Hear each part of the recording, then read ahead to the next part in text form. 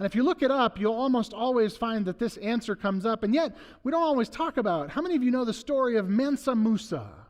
Any of you, Mansa Musa? Look it up. You'll find out this is true.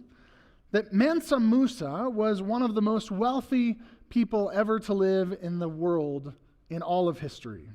He was the ruler over the Mali Empire and was one of the wealthiest people in history.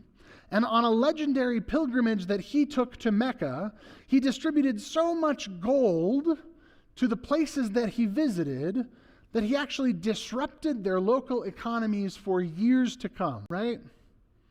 Just imagine that for a moment. It's like, you remember those old scam emails that said Bill Gates was distributing his wealth and we were all going to get $1,000, right? Well, maybe you don't, but they were out there.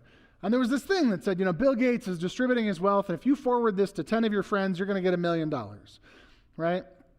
Well, if that happened and all of us suddenly ended up as millionaires, what would happen?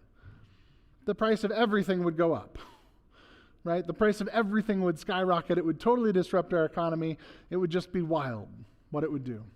And that's what happened with Mansa Musa. He came through and had so much wealth, and he distributed it so generously that it actually disrupted the local economies. He had to go back and re-buy back his gold from some of these places in order to take gold out of their systems to rebalance their economy. In John 18:33, here he stands before Pilate, not surrounded by riches or adorned in splendor, but humbly proclaiming, "My kingdom is not of this world." Pilate, who represents the worldly powers that be, struggles to understand, are you a king? And I love how Jesus never answers questions. Pilate says, are you a king? And Jesus says, well, what do you say? He's like, well, I think you're a king. And he says, well, some say I'm a king, right?